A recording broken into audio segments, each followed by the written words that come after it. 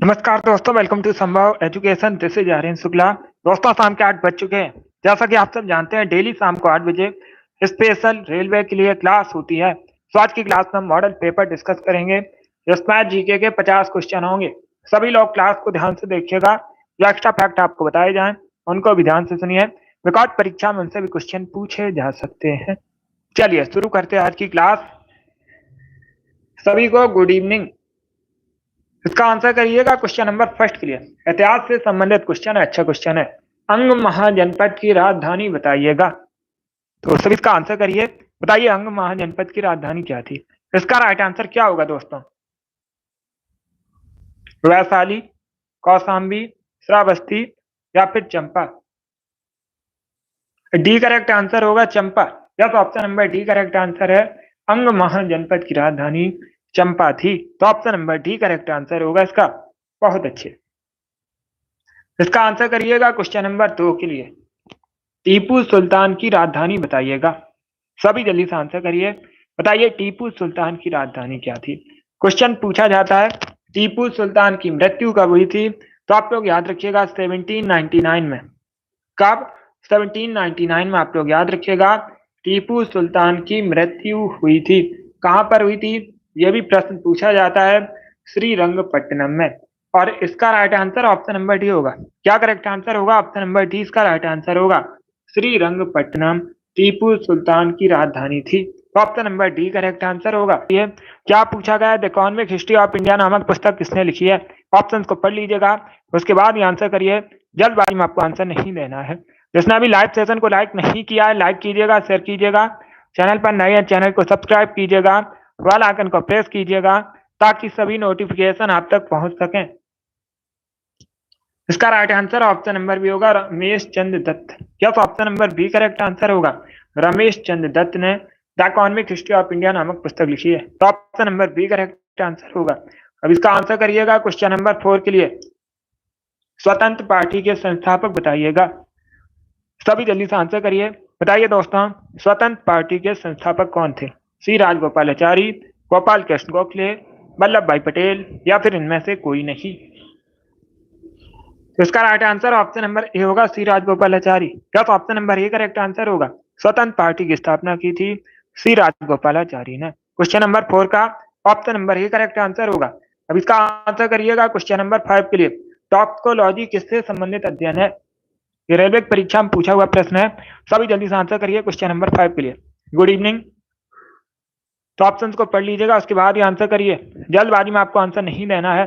Toxicology किससे संबंधित अध्ययन है? Right answer option number D होगा, विष से। Yes, option number D correct answer होगा इसका। आप लोग याद रखिएगा, विष से संबंधित अध्ययन को टॉक्सिकोलॉजी कहते हैं। तो सभी ने करेक्ट आंसर दिया इस बार। वेरी गुड दोस्तों, good evening. D correct answer होगा इसका। अब इसका आंसर करिएगा क्वेश्चन नंबर 6 के लिए। मनु भाकर किससे संबंधित है? अभी जो ओलंपिक हुआ था, कहां पर हुआ था? पेरिस में। 2024 में पेरिस में ओलंपिक हुआ है। इसमें मनु भाकर ने पदक जीते हैं। बहुत अच्छे। सभी को गुड इवनिंग। डेली सभी लोग सेशन को ज्वाइन कीजिएगा।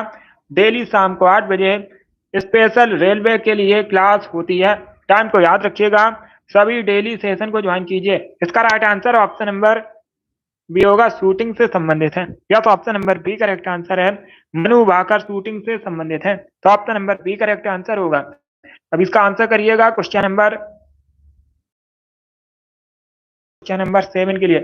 नाबार्ड का फुल फॉर्म बताइएगा। क्या पूछा गया है? नाबार्ड का फुल फॉर्म अगर पूछ लें, नाबार्ड की स्थापना कब हुई? इंपॉर्टेंट है, अभी याद रखिएगा 1982 में। कब? 1982 में नाबार्ड की। क्वेश्चन आप पूछ सकते हैं, नाबार्ड का मुख्यालय कहां पर है? तो आप लोग याद रखिएगा मुंबई में। नाबार्ड का हेडक्वार्टर मुंबई में। अब इसका आंसर करिए। बताइए नाबार्ड का फुल फॉर्म क्या होता है? बी करेक्ट आंसर होगा इसका, national bank for agriculture and rural development. तो option number B correct answer होगा। जिसने अभी question number 7 option number B दिया, उनका सही उत्तर है। अब इसका आंसर करिएगा क्वेश्चन नंबर 8 के लिए। महाभारत के लेखक पतंजलि किसके समकालीन थे? ये अच्छा क्वेश्चन है। इस प्रकार से क्वेश्चन पूछा जाता है परीक्षा में, महाभारत के लेखक कौन है? तो याद रखिएगा, महाभारत को किसने लिखा है, किसकी रचना है? पतंजलि की। किसके समकालीन थे? चंद्रगुप्त मौर्य, अशोक, पुष्यमित्र शुंग या फिर चंद्रगुप्त प्रथम। इसका right answer option number C होगा, Pushyamitra Shunga. C correct answer होगा।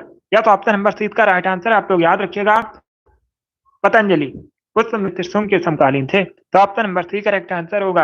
आज पूछ लें शुंग वंश की स्थापना किसने की थी, तो आप लोग याद रखिएगा, पुष्यमित्र शुंग ने शुंग वंश की स्थापना की थी। और मौर्य वंश के बाद मगध पर जो शासन है शुंग डायनेस्टी, शुंग वंश ने किया था। इसका आंसर करिएगा क्वेश्चन नंबर 9 के लिए। बताइए यूरिन में किस प्रकार का एसिड पाया जाता है? ये बायोलॉजी संबंधित क्वेश्चन है, सभी जल्दी से आंसर करिए। क्या पूछा गया? यूरिन में किस प्रकार का एसिड पाया जाता है?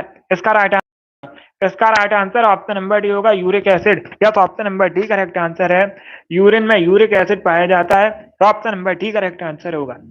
सभी ने करेक्ट आंसर दिया, वेरी गुड दोस्तों। अब इसका आंसर करिएगा क्वेश्चन नंबर 10 के लिए। सभी जल्दी से आंसर करिए क्वेश्चन नंबर 10 के लिए। बताइए किसे भारत का प्रथम आधुनिक व्यक्ति माना जाता है? सभी जल्दी से आंसर करिएगा। क्या पूछा गया? निम्न में से किसे भारत का प्रथम आधुनिक व्यक्ति मानते हैं? राइट आंसर क्या होगा? राजा राममोहन राय। या तो option number C correct answer होगा, राजा राममोहन राय को भारत का प्रथम आधुनिक व्यक्ति माना जाता है। सी करेक्ट आंसर होगा। ये ग्रुप डी की परीक्षा में पूछा हुआ प्रश्न है रेलवे की, तो option number C correct answer है। इंपॉर्टेंट है, फिर से क्वेश्चन पूछा जा सकता है क्योंकि परीक्षाओं में प्रीवियस ईयर क्वेश्चन जो होते हैं रिपीट होते हैं। इसका आंसर करिएगा क्वेश्चन नंबर 11 के लिए। विटामिन के की कमी का परिणाम क्या होगा? अगर शरीर में विटामिन के की कमी होगी तो क्या इसका परिणाम होगा, ये आपको बताना है। स्कर्वी रोग हो जाएगा, रुधिर का थक्का बनने में कठिनाई होगी, सांस लेने में कठिनाई होगी या फिर दृष्टि दोष होगा। तो सभी इसका आंसर करिए क्वेश्चन नंबर 11 के। आंसर आप लोग दीजिएगा, राइट या रॉन्ग आप लोग आंसर करिए। इसका right answer option number B होगा, रक्त का थक्का बनने में कठिनाई होती है विटामिन के की कमी से, तो option number B correct answer होगा। इसका आंसर करिएगा क्वेश्चन नंबर 12 के लिए। बताइए नील नदी घाटी में किस सभ्यता का विकास हुआ था? आपको बताना है नील नदी घाटी में किस सभ्यता का विकास हुआ था, तो right answer option number C होगा, मेसोपोटामिया की सभ्यता का। सी करेक्ट आंसर होगा। सॉरी, पहले क्वेश्चन को समझिएगा। क्या पूछा गया? नील नदी घाटी में किस सभ्यता का विकास हुआ था? इसका right answer option number B होगा, मिस्र की सभ्यता का। बी करेक्ट आंसर होगा दोस्तों, सी करेक्ट आंसर नहीं होगा इसका। सी करेक्ट आंसर नहीं होगा, बी करेक्ट आंसर होगा इसका। आप लोग याद रखिएगा, नील नदी घाटी में मिस्र की सभ्यता का विकास हुआ था। अरे सी करेक्ट आंसर नहीं होगा, जल्दबाजी में सी पर टिक हो गया था। इसका right answer option number B होगा, मिस्र की सभ्यता करेक्ट आंसर होगा। यस, मिस्र की सभ्यता का विकास हुआ था नील नदी घाटी में। अब इसका आंसर करिएगा क्वेश्चन नंबर 13 के लिए। ग्रीन पार्क स्टेडियम कहां पर है? तो सभी इसका आंसर करिएगा। बताइए इसका राइट आंसर क्या होगा? भारत में कहां पर है ग्रीन पार्क स्टेडियम? आंसर करिए और जल्दी से आंसर करिए। Right answer option number A होगा, कानपुर में। कानपुर कहां पर है? कई बार मैंने आपको बताया, उत्तर प्रदेश में है कानपुर। कानपुर कहां पर है? उत्तर प्रदेश में है। चमड़े के उद्योग के लिए प्रसिद्ध है, गंगा नदी के तट पर बसा है। उत्तर भारत का मैनचेस्टर भी कहते हैं कानपुर को। इंपॉर्टेंट है, इसे याद रखिएगा। पूछा जाता है उत्तर भारत का मैनचेस्टर किसे कहा जाता है? कानपुर को कहा जाता है। जो ग्रीन पार्क स्टेडियम है ये कानपुर में है, तो ऑप्शन नंबर इसका राइट आंसर होगा। इसका आंसर करिएगा क्वेश्चन नंबर 14 के लिए। ये सभी टॉप के क्वेश्चन है, इसी प्रकार के क्वेश्चन रेलवे की परीक्षा में पूछे जाते हैं, कोशिश में प्रीवियस ईयर क्वेश्चन भी है। स्वर्ण मंदिर बताइएगा किस झील पर स्थित है? स्वर्ण मंदिर कहां पर है? अमृतसर में है। स्वर्ण मंदिर कहां पर है? पंजाब के अमृतसर में है। स्वर्ण मंदिर जो बना है इसके आसपास एक झील है, उसका नाम आपको बताना है। किस धर्म से संबंधित है यह भी पूछा जाता है, सिख धर्म से संबंधित है। बहुत अच्छे, ए करेक्ट आंसर होगा अमृत सरोवर झील। यह तो ऑप्शन नंबर ए इसका राइट आंसर, आप लोग याद रखिएगा। स्वर्ण मंदिर अमृत सरोवर झील पर स्थित है, तो option number A correct answer होगा। बी करेक्ट आंसर नहीं होगा, ए करेक्ट आंसर होगा इसका। इसका आंसर करिएगा क्वेश्चन नंबर 15 के लिए। बताइए दालचीनी मसाला मूलतः कहाँ का है, किस देश का है? मलेशिया, अफगानिस्तान, भूटान या फिर श्रीलंका? तो इसका right answer option number D होगा, श्रीलंका। या तो ऑप्शन नंबर डी इसका राइट आंसर, आप लोग याद रखिएगा। दालचीनी मसाला जो है मूलतः श्रीलंका का है। तो ऑप्शन नंबर डी इसका राइट आंसर होगा। अब इसका आंसर करिएगा क्वेश्चन नंबर 16 के लिए। सभी जल्दी से आंसर करिएगा। बताइए इसका राइट आंसर क्या होगा। राष्ट्रीय खाद्य सुरक्षा अधिनियम निम्न में से किस वर्ष में पारित हुआ था। आपको बताना है जो राष्ट्रीय खाद्य सुरक्षा अधिनियम है ये किस वर्ष पारित हुआ, 2012 में, 2014 में, 2011 में या फिर 2013 में। तो डी करेक्ट आंसर होगा 2013 में। या तो ऑप्शन नंबर डी इसका राइट आंसर, आप लोग याद रखिएगा। राष्ट्रीय खाद्य सुरक्षा अधिनियम 2013 में पारित हुआ था। डी करेक्ट आंसर होगा। अब इसका आंसर करिए क्वेश्चन नंबर 17 के लिए। प्लासी की लड़ाई का मैदान आपको बताना है कहां पर है। आप लोग पहले क्वेश्चन का आंसर करिएगा। बताइए प्लासी की लड़ाई कब हुई थी, प्लासी का युद्ध कब हुआ था, यह पूछा जाता है क्वेश्चन। तो सभी जल्दी से बताइएगा, इसका आंसर बाद में कीजिएगा। पहले बताइए प्लासी का युद्ध कब हुआ था। मैंने आपसे ये क्वेश्चन पूछा, अभी आंसर करिएगा। प्लासी की लड़ाई बताइए कब हुई थी। बहुत अच्छे सीमा, आपसे एक वेरी गुड, आपने राइट आंसर दिए हैं। तो आप लोग याद रखिएगा 1757 में, कब, 1757 में प्लासी का युद्ध हुआ था, प्लासी की लड़ाई हुई थी। रिंकू वेरी गुड, आपका भी राइट आंसर है। वर्तमान में इसका मैदान कहां पर है, वेस्ट बंगाल में। तो option number A correct answer होगा इसका। वीर वेरी गुड, आपका भी राइट आंसर है, ए करेक्ट आंसर होगा इसका। चलिए इसका आंसर करिएगा क्वेश्चन नंबर 18 के लिए। बताइए भारत में किसान दिवस कब मनाते हैं। अंजलि वेरी गुड, आपका भी राइट आंसर है। सभी जल्दी से आंसर करिएगा। भारत में किसान दिवस आपको बताना है कब सेलिब्रेट किया जाता है। इसका करेक्ट आंसर क्या होगा। दिवस से संबंधित पूछा जाएगा परीक्षा में क्वेश्चन, कन्फर्म में क्वेश्चन हर शिफ्ट में दिवस से संबंधित पूछा ही जाता है। ए करेक्ट आंसर होगा 23 दिसंबर को। या तो ऑप्शन नंबर इसका राइट आंसर, आप लोग याद रखिएगा। प्रति वर्ष 23 दिसंबर को भारत में किसान दिवस सेलिब्रेट किया जाता है, मनाया जाता है। तो ऑप्शन नंबर इसका राइट आंसर होगा।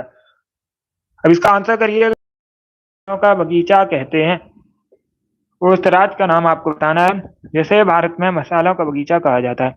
आंध्र प्रदेश को, केरला को, तमिलनाडु को या फिर उत्तराखंड को। बी करेक्ट आंसर होगा केरला को। या तो ऑप्शन राइट आंसर है केरल को भारत में मसालों का बगीचा कहते हैं। बी करेक्ट आंसर होगा। अब इसका आंसर करिएगा क्वेश्चन नंबर 20 के लिए। बताइए लाख पक्ष का खिताब किसे दिया गया था। यह भी इतिहास से संबंधित क्वेश्चन है, मिडवाल हिस्ट्री से संबंधित क्वेश्चन है। बताइए इसका राइट आंसर क्या होगा। लाख पक्ष की जो उपाधि है, खिताब किसे दिया गया था। कुतुबुद्दीन ऐबक, इल्तुतमिश, अलाउद्दीन खिलजी या फिर बलबन। इस प्रकार से ऑप्शन है। इसका right answer option number A होगा कुतुबुद्दीन ऐबक। यस, ए करेक्ट आंसर होगा। कुतुबुद्दीन ऐबक को लाख पक्ष का खिताब दिया गया था। तो 20 क्वेश्चन नंबर का right answer option number A होगा।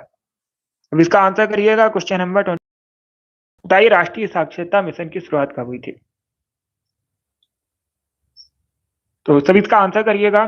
क्या पूछा गया, राष्ट्रीय साक्षरता मिशन की शुरुआत कब हुई थी। इसका right answer option number B होगा 1988 में। यस, बी करेक्ट आंसर होगा 1988 में। आप लोग याद रखिएगा राष्ट्रीय साक्षरता मिशन की शुरुआत हुई थी भारत में। बी करेक्ट आंसर होगा। अब इसका आंसर करिएगा क्वेश्चन नंबर 22 के लिए। बनारस हिंदू विश्वविद्यालय की स्थापना किसने की थी। BHU, बनारस हिंदू विश्वविद्यालय संस्थापक बताइए कौन थे। बी करेक्ट आंसर होगा पंडित मदन मोहन मालवीय। ऑप्शन नंबर 20 का राइट आंसर है। अब इसका आंसर करिएगा क्वेश्चन नंबर 23 के लिए। Storm straight from the heart नामक पुस्तक के लेखक कौन है। तो सभी इसका आंसर ये क्वेश्चन नंबर 23 का। बताइए राइट आंसर क्या होगा। सभी जल्दी से आंसर करिएगा। क्या पूछा गया है, स्टेट फ्रॉम द हार्ट नामक पुस्तक किसने लिखी है। बी करेक्ट आंसर होगा कपिल देव। या तो ऑप्शन नंबर 20 का राइट आंसर है। भारतीय पुरुष क्रिकेटर हैं कपिल देव, इन्होंने स्टेट फ्रॉम द हार्ट नामक पुस्तक लिखी है। इसका आंसर करिएगा क्वेश्चन नंबर 24 के लिए। बताइए हिंद स्वराज पुस्तक किसके द्वारा लिखी गई है। ये एनटीपीएससी परीक्षा में पूछा हुआ प्रश्न है। राइट आंसर होगा option number A Mahatma Gandhi. Yes, Mahatma Gandhi ने हिंद स्वराज नामक पुस्तक लिखी है। अब इसका आंसर करिएगा क्वेश्चन नंबर 25 के लिए। बताइए दोस्तों जेट इंजन का आविष्कार किसने किया था। गुड इवनिंग, सभी जल्दी से आंसर करिएगा। क्या पूछा गया है, जेट इंजन का आविष्कार किसने किया था। इसका राइट आंसर क्या होगा। इसका right answer option number B होगा sir Frank Whittle. Yes, option number 20 का राइट आंसर। आप लोग याद रखिएगा फ्रैंक व्हिटल ने जेट इंजन का आविष्कार किया था। तो option number B correct answer होगा। इसका आंसर करिएगा क्वेश्चन नंबर 26 के लिए। भारतीय संविधान का आपको बताना है भाग 4 का अनुच्छेद 43 किससे संबंधित है? इसका राइट आंसर क्या होगा? ये भी पॉलिटी से संबंधित क्वेश्चन है, अच्छा क्वेश्चन है, तो सभी इसका आंसर करिए, बताइए राइट आंसर क्या होगा। भारतीय संविधान का जो भाग 4 है डीपीएसपी से संबंधित है। अनुच्छेद 43 ये भी डीपीएसपी से संबंधित है। भारतीय संविधान में जो डीपीएसपी है कहां से लिया गया है? आयरलैंड के संविधान से लिया गया है। तो सभी इसका आंसर करिएगा, बताइए इसका राइट आंसर क्या होगा। इसका right answer option number D होगा, सहकारी समितियों से संबंधित है। क्या करेक्ट आंसर होगा? ऑप्शन नंबर डी इसका राइट आंसर है, डी करेक्ट आंसर होगा इसका, सहकारी समितियों से संबंधित है। इसका आंसर करिएगा क्वेश्चन नंबर 27 के लिए। आपको बताना है इम्फाल किस भारतीय राज्य की राजधानी है? बहुत इजी क्वेश्चन है, सभी जल्दी से आंसर करिए, बताइए इसका राइट आंसर क्या होगा। जो इम्फाल है किस भारतीय राज्य की राजधानी है? मणिपुर, त्रिपुरा, नागालैंड या फिर सिक्किम की? आंसर सभी लोग दीजिएगा और जल्दी से आंसर करिएगा। इम्फाल कहाँ की राजधानी है ये पूछा गया है। इसका right answer option number A होगा, मणिपुर की। यस, इम्फाल मणिपुर की राजधानी है। त्रिपुरा की राजधानी अगरतला है। नागालैंड की राजधानी तो चारों ऑप्शन को आप लोग याद रखिएगा, इंपॉर्टेंट है परीक्षा की दृष्टि से। त्रिपुरा करेक्ट आंसर नहीं होगा, त्रिपुरा की कैपिटल आप लोग याद रखिएगा अगरतला है। ए करेक्ट आंसर होगा मणिपुर। अब इसका आंसर करिएगा क्वेश्चन नंबर 28 के लिए। बताइए विद्युत धारा को मापने के लिए किस यंत्र का प्रयोग किया जाता है? विद्युत धारा को मापने के लिए आपको बताना है किस यंत्र का प्रयोग किया जाता है? धारा मापी, अमीटर, वोल्ट मीटर या फिर इनमें से कोई नहीं? विद्युत धारा को मापने के लिए किस यंत्र का प्रयोग किया जाता है? बी करेक्ट आंसर होगा, अमीटर। या तो ऑप्शन नंबर 20 का राइट आंसर है, अमीटर का प्रयोग करते हैं, बी करेक्ट आंसर होगा। अब इसका आंसर करिएगा क्वेश्चन नंबर 29 के लिए। बताइए भारत का प्रवेश द्वार किसे कहते हैं? सभी इसका आंसर करिएगा, आपको बताना है भारत का प्रवेश द्वार किसे कहा जाता है। इसका right answer option number C होगा, मुंबई को। या सी करेक्ट आंसर होगा।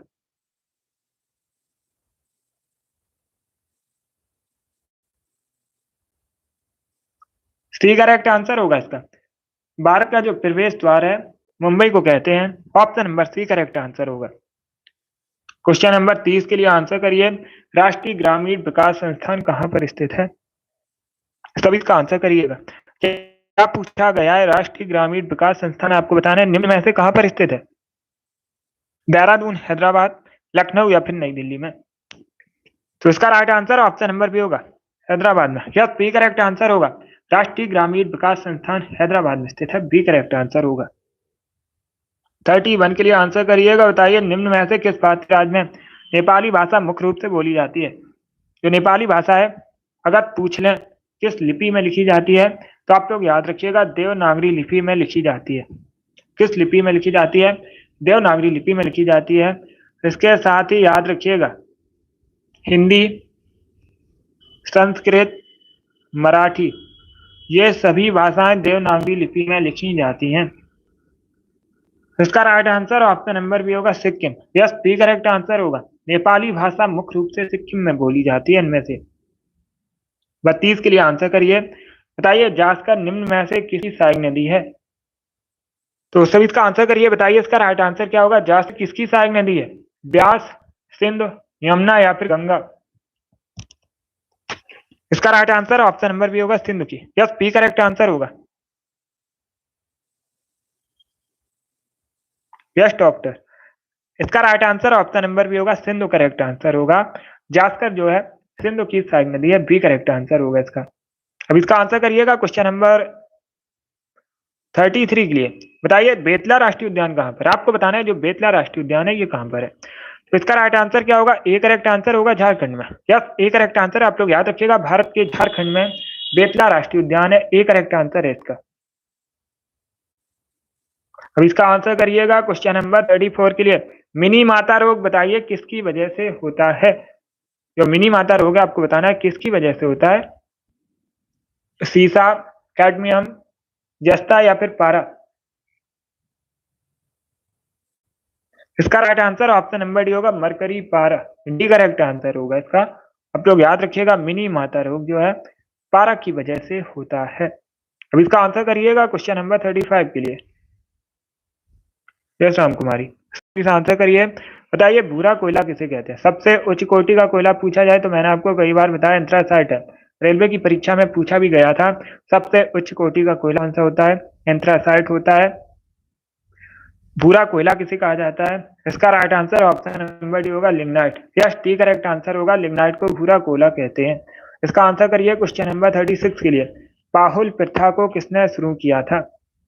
पाहुल प्रथा को आपको बताना है किसने शुरू किया था। गुरु गोविंद सिंह, गुरु रामदास, गुरु नानक देव या फिर गुरु अर्जन देव? पाहुल प्रथा बताइएगा किसने शुरू किया था इसे। इसका right answer option number A होगा गुरु गोविंद सिंह।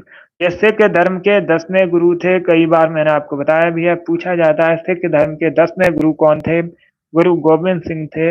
इन्होंने पाहुल प्रथा को शुरू किया था। इनका जो जन्म है पाटलिपुत्र में हुआ था, वर्तमान में पटना के नाम से जाना जाता है। अब इसका आंसर करिए क्वेश्चन नंबर 37 के लिए। आपको बताना है किस बौद्ध संत के प्रभाव ने अशोक ने बौद्ध धर्म को ग्रहण किया था? अशोक ने बौद्ध धर्म को ग्रहण किया था, आप लोग याद रखिएगा। इसका right answer option number B होगा उपगुप्त के प्रभाव में। बी करेक्ट आंसर होगा। अब इसका आंसर करिएगा क्वेश्चन नंबर 38 के लिए। मृतकों का टीला कहते हैं? सभी जल्दी से आंसर करिएगा। क्या पूछा गया? निम्न में से किसे कहा जाता है मृतकों का टीला? Right answer option number B होगा मोहनजोदड़ो को। Yes, option number B correct answer है। मृतकों का टीला किसे कहा जाता है? मोहनजोदड़ो कहा जाता है। अगर पूछा जाए वर्तमान में मोहनजोदड़ो कहां पर है? वर्तमान में मोहनजोदड़ो कहां पर है? तो आप लोग याद रखिएगा पाकिस्तान में। कहां पर है? पाकिस्तान के सिंध प्रांत में। जिला है लरकाना। लरकाना जिले में स्थित है। इसका right answer option number B होगा। अब इसका आंसर करिए क्वेश्चन नंबर 39 के लिए। बताइए प्रेम वाटिका पुस्तक किसके द्वारा लिखी गई है? बी करेक्ट आंसर होगा रसखान। जब ऑप्शन नंबर 20 का राइट आंसर आप लोग याद रखिएगा, रसखान ने प्रेम वाटिका पुस्तक लिखी है। इसका आंसर करिएगा क्वेश्चन नंबर 40 के लिए। बताइए सुभाष चंद्र बोस ने अस्थायी सरकार की स्थापना कहां पर की थी? आपको बताना है सुभाष चंद्र बोस ने अस्थायी सरकार की स्थापना कहां पर की थी? सिंगापुर, जापान, बर्मा या फिर भारत में? तो इसका right answer option number A होगा सिंगापुर में। यस, ए करेक्ट आंसर होगा। सुभाष चंद्र बोस ने अस्थायी सरकार की स्थापना की थी सिंगापुर में। 41 के लिए आंसर करिएगा। माई कंट्री माई लाइफ पुस्तक किसके द्वारा लिखी गई है? यह सीजीएल की परीक्षा में पूछा हुआ प्रश्न है, तो सभी जल्दी से बताइएगा इसका करेक्ट आंसर क्या होगा।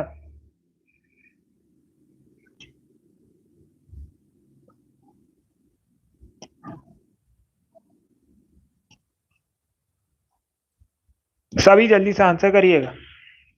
इसका राइट आंसर होगा option number D Lal Krishna Advani. D correct answer होगा इसका। या तो ऑप्शन नंबर डी इसका राइट आंसर। आप लोग याद रखिएगा माई कंट्री माई लाइफ पुस्तक जो है लाल कृष्ण आडवाणी ने लिखी है। 42 के लिए आंसर करिएगा। भारत में रक्षा सेनाओं का कौन होता है? Right answer option number B होगा प्रेसिडेंट, राष्ट्रपति। यस, भारत में रक्षा सेनाओं का जो सुप्रीम कमांडर है राष्ट्रपति होता है भारत का। बी करेक्ट आंसर होगा। 43 के लिए आंसर करिएगा। बताइए भारत पाकिस्तान के बीच शिमला समझौता कब हुआ था? क्या पूछा गया? भारत पाकिस्तान के मध्य शिमला समझौता कब हुआ था? बी करेक्ट आंसर होगा 1972 में। अब इसका नंबर 44 के लिए। शुंग वंश के पश्चात भारत पर किसने शासन किया था? सातवाहन वंश ने, कुषाण वंश ने, कर्ण वंश ने या फिर गुप्त वंश ने? यह भी इतिहास से संबंधित क्वेश्चन है, एंशिएंट हिस्ट्री से संबंधित क्वेश्चन है। सभी जल्दी से आंसर करिए। बताइए शुंग वंश के पश्चात भारत पर किसने शासन किया था? इसका right answer option number C होगा कर्ण वंश ने। सी करेक्ट आंसर होगा इसका। सी करेक्ट आंसर होगा। ए करेक्ट आंसर नहीं होगा, सी करेक्ट आंसर होगा।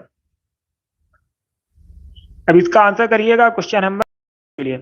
अंतरराष्ट्रीय बाघ दिवस कब मनाते हैं? भारत में सबसे अधिक बाघों की संख्या कहां पर है? पूछा जाता है ये मध्य प्रदेश में, इसीलिए मध्य प्रदेश को भारत में बाघ राज्य भी कहते हैं। और 29 जुलाई को प्रतिवर्ष अंतरराष्ट्रीय बाघ दिवस मनाते हैं। बी करेक्ट आंसर होगा इसका। 46 के लिए पानी से बर्फ बनना किस प्रकार का परिवर्तन है? इसका राइट आंसर क्या होगा दोस्तों?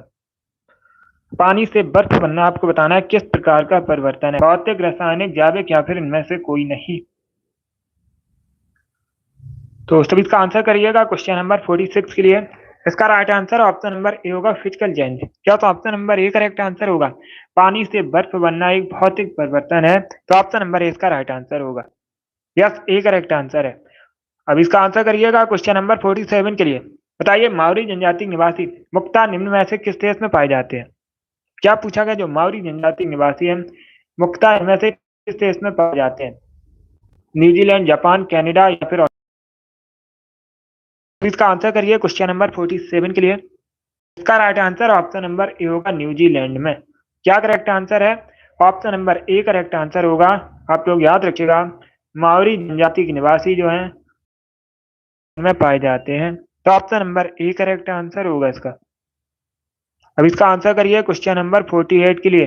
अब आपको बताना है GUI का फुल फॉर्म क्या होता है, तब इसका आंसर करिएगा। बताइए, GUI का फुल फॉर्म क्या होता है? ये क्वेश्चन नंबर 48 है। आंसर सभी लोग दीजिएगा और जल्दी से आंसर करिए क्वेश्चन नंबर 48 के लिए। ए करेक्ट आंसर होगा, ग्राफिकल यूजर इंटरफेस। यह ऑप्शन नंबर है इसका राइट आंसर है।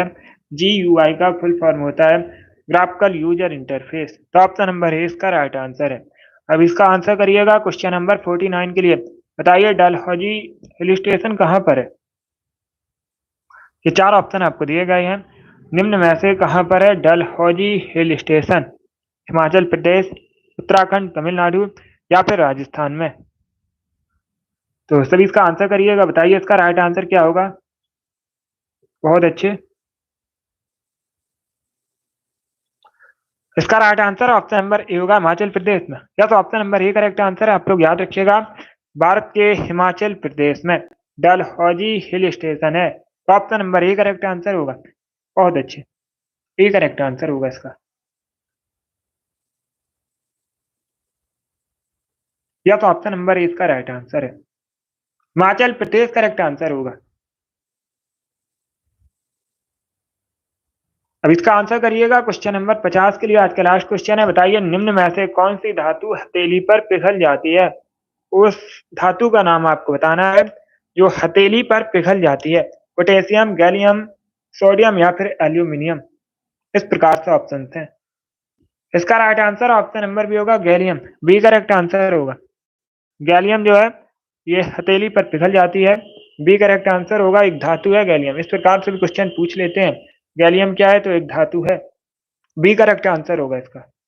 बहुत अच्छे, चलिए दोस्तों, आज की क्लास में हमने स्पेशल रेलवे की परीक्षाओं के लिए मॉडल पेपर डिस्कस किया, जिसमें जीके के 50 क्वेश्चन थे। आई होप आप सभी को ये प्रश्न समझ आए होंगे। सो क्लास को लाइक कीजिएगा, शेयर कीजिएगा, चैनल पर नए हैं चैनल को सब्सक्राइब कीजिएगा, बेल आइकन को प्रेस कीजिए ताकि आप सभी तक नोटिफिकेशन पहुंच सकें। डेली क्लास होती है ये शाम को 8 बजे।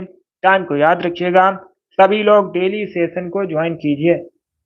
बहुत अच्छे, अगली क्लास होगी कल सुबह 10 बजे। टाइम को याद रखिएगा, टाइम से सेशन ज्वाइन कीजिएगा। चलिए, इसी के साथ मैं आपको मिलूंगा अगली क्लास में। Thank you guys, thank you for watching.